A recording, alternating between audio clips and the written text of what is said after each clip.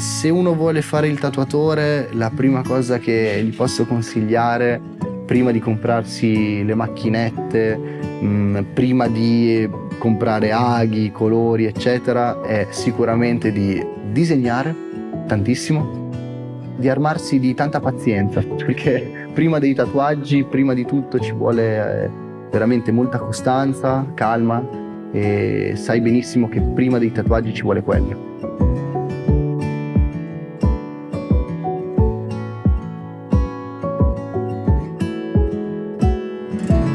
Sono Ricky Pazienza e sono un tatuatore.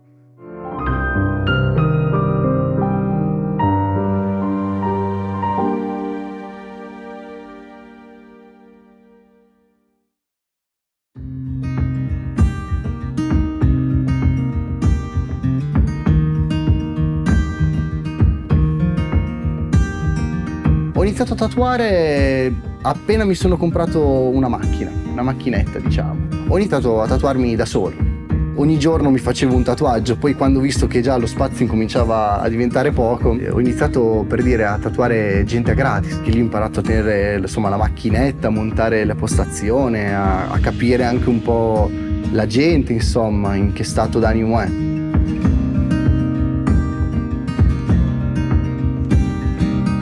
Fare il tatuaggio è un qualcosa che secondo me da descrivere potrebbe essere o molto semplice o molto complesso. In un modo semplice è prendere una misura, chiedere quello che si vuole, fare un disegno, addirittura molti lo copiano, e poi fare il tatuaggio. Invece a me piace più cercare di dargli, diciamo, un'interpretazione, un tocco che possa anche racchiudere quello che vuole esprimere chi lo porta. A mio parere è davvero fondamentale in un tatuaggio l'avere la personalità, l'energia, il senso, la simbologia, ciò che racchiude è una cosa di fondamentale importanza.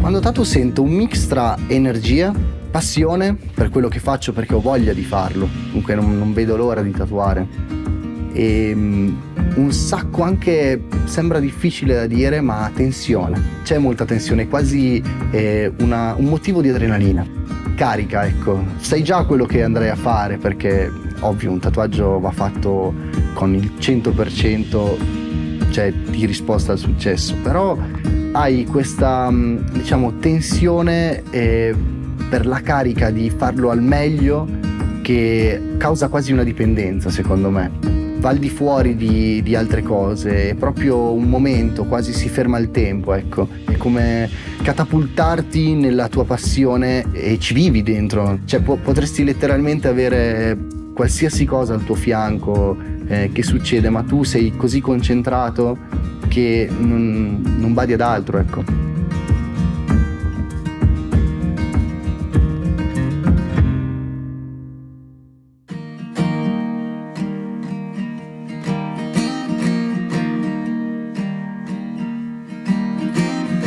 Sembrerà strano, però nel mio lavoro l'80% dei tattoo faccio fatica a rivederli. Invece con la gente che conosco, che posso rivedere, rivedo il tatuaggio, come invecchia il tatuaggio, che è bellissimo, vedi proprio come rimane, cioè è una bella sensazione.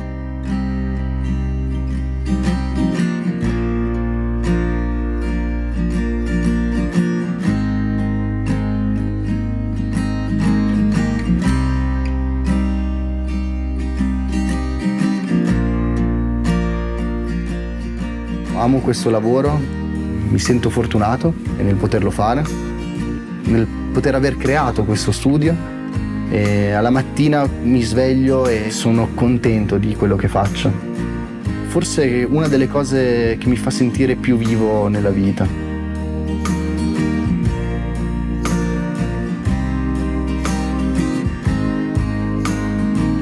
Parlando dei ragazzi che sono con me in studio, a parte l'enorme soddisfazione che è nel vedere una persona evolvere giornalmente, soprattutto su quello che gli hai insegnato, insomma, che ti ha ascoltato, dunque hai trasmesso un qualcosa di importante, e vedere che lui lo migliora e lo rende suo, è una cosa di magico.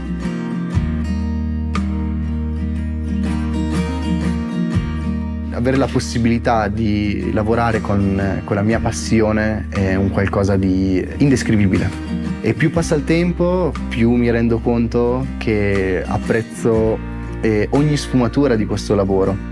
Forse uno dei più grandi mali del mondo è la monotonia, ok? Questo volerci quasi imprigionare in questi stampini. E quando vedo qualcosa di diverso, qualcosa di interessante, qualcosa che mi fa pensare, sono felice.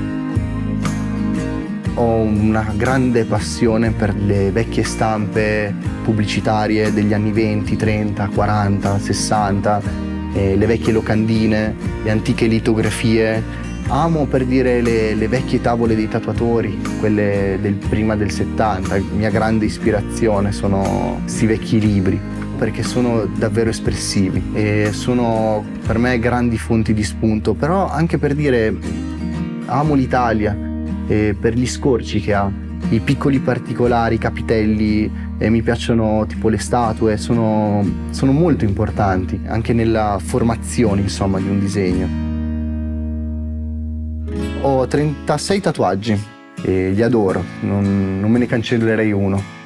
Premetto che non ho scritte, perché amo la simbologia, amo quello che può esprimere un tatuaggio e può essere interpretato, semmai solo da chi lo porta o da chi l'ha disegnato e basta, o semmai da qualcuno che riesce a leggere sia la persona che i tatuaggi. Però ho un'ancora che mi sono fatto io con il nome di mia sorella. L'ancora simboleggia appunto il tener fermo una barca, come dire un punto fermo, ecco. Per me la famiglia è molto importante. Io vedo la vita come un fiume. Non puoi fermare il fiume, non puoi farti una casa, diciamo, al bordo fiume, però possiamo sempre navigare. Se sappiamo navigare, possiamo imparare a navigare bene. Il fiume ha diversi affluenti, diversi canali, sta poi a te scegliere qual è il canale migliore. Questo è importantissimo, secondo me, soprattutto perché uno deve anche pensare che non si dovrà mai fermare, perché forse la vita è come un viaggio, ecco. Questo viaggio ti dà, diciamo, diverse forme di poter capire dove andrai, da piccoli segnali a grandi segnali. A me è sempre piaciuto pensarla così.